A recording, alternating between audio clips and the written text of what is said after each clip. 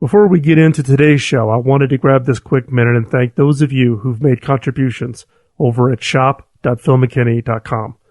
A few days ago, one of you contributed $120, the largest contribution so far, to help cover the cost to produce the show. When I dropped a note of thanks, they responded that they'd been listening since day one and felt that they'd owed for the last 10 years of free content. Thank you. At shop.philmckinney.com, you can purchase my book, autographed and personalized if you like, the 7 Laws of Innovation poster, or make a direct contribution to the podcast. And as always, any profits are contributed to charities such as hackingautism.org.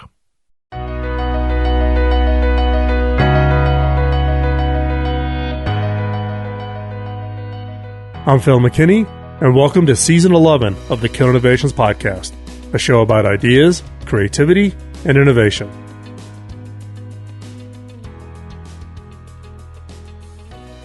Everyone dreams of a better future. Some of those dreams are more commonplace, like getting a better job, while others are bigger challenges, such as creating something innovative that will change the world, or writing that best-selling book.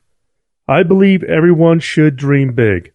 Unfortunately, for some people, achieving those dreams feels impossible from the beginning, and they never see them become a reality. Wondering why some people are able to achieve their wildest dreams, while others never seem to make it past the first step? What if the difference were as simple as writing your goals down? It's been a popular advice for a number of years. As is the way with the internet, a fictional story concerning the Harvard class of 1979 was used for a long time as an example of how writing down goals could help increase an individual's ability to achieve success. According to this non-existent study, the Harvard graduates who had taken the time to write down their goals were earning a significantly greater income 10 years later than their classmates who had not written down their goals, and several times the income of classmates who had no goals at all at their graduation. While this study has been found not to exist, writing down goals for long-term success is still considered a valid exercise, and there's actual legitimate research to prove it. According to a study, individuals who each week wrote down their goals for the month were much more likely to accomplish those goals than individuals who were simply instructed to meditate on their goals for a brief period of time at the beginning of the study. However, the study also revealed something else interesting. Individuals who wrote down their goals were even more likely to succeed if they also created an action plan. That is, a plan for making their goals a reality. And they shared these action plans with a friend, and then regularly checked in with that friend to give a report on their progress since they had started working towards their goals. Creating innovation goals, therefore, should be handled like any other goal in your life. Write it down. Written goals not only take on a heavier weight in your own mind, and let's face it, after all, why would you write something down if you weren't serious about it? They also give you something to refer back to, a guidepost that will help you determine the things that you are truly important in your life. A recent blog post by Michael Hyatt, former chairman and CEO of Thomas Nelson Publishing, suggests that your written goals should become the filter through which you gauge every opportunity that comes before you.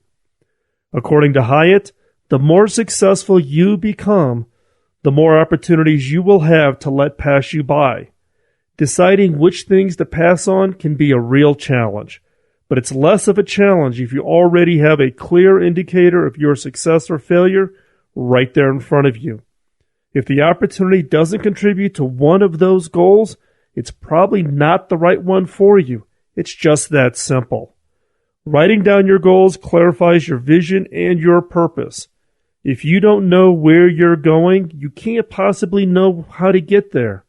On the other hand, if you have a written roadmap that gives you an idea of how to get there, knows what your vision is for that next 5 to 10 years, you can start to piece together what it will look like in the short term.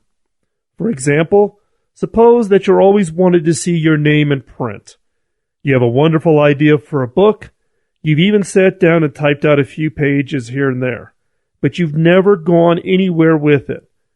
what would your plan be for the next several months if you wanted to go from making that a dream into becoming a goal that you were focused on achieving? It might start by committing to writing at least 1,000 words each day. Now, that's not earth-shattering change in your life. The first 1,000 words will hardly even look like it's enough to save. It's only about 2 pages in a Microsoft Word document. Over the course of a month, however, those 2 pages become 60. And suddenly, over the course of several months or even a year or two, you'll find that your dream of writing a book has become a reality. Of course, writing the book is only the first step. There's still editing and finding an agent and seeking a publisher and marketing and all those steps along the way on your path to the ultimate goal. Looking at them as a whole can make them seem overwhelming. And where you are now, on what could be day one of the new plan of your life, it may seem as though you'll never get there. The trick is realizing that you aren't starting on day 100. You're starting with the first step, a small, manageable piece of your goal. That's the other thing that writing down your goals and the action plan for completing them allows you to accomplish. It gives you the opportunity to celebrate small victories. In the example of writing your book, did you write your 1,000 words every day for a week? Did you finish the first chapter? Did you make contact with an agent who's interested in helping you market your project? All of these things are victories along the path, and they're well worth celebrating. It's not just about the big picture or even the end goal. It's about all the little steps along the way. After all, sometimes the journey is just as important as the final destination. Writing down your goal is, in many ways, the first step on a longer journey. Seeing them in writing, ideally in the past tense, as though you've already accomplished them, gives them weight and power in your life. Store your list of goals somewhere you'll look at it regularly and be prepared for the changes that are coming in your life. They might surprise you.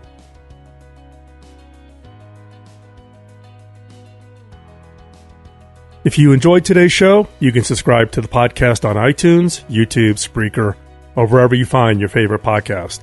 You can find all the links and resources from this episode, along with every other episode going back to 2005 at philmckinney.com. Just click on podcast. I would love to hear your feedback, such as your thoughts on the new format for the show, topics you would like covered, or any questions you might have. Ping me on Twitter at Phil McKinney, all one word, or on LinkedIn or Facebook. You can find links to where I hang out on social media at philmckinney.com. And as always, thanks for listening.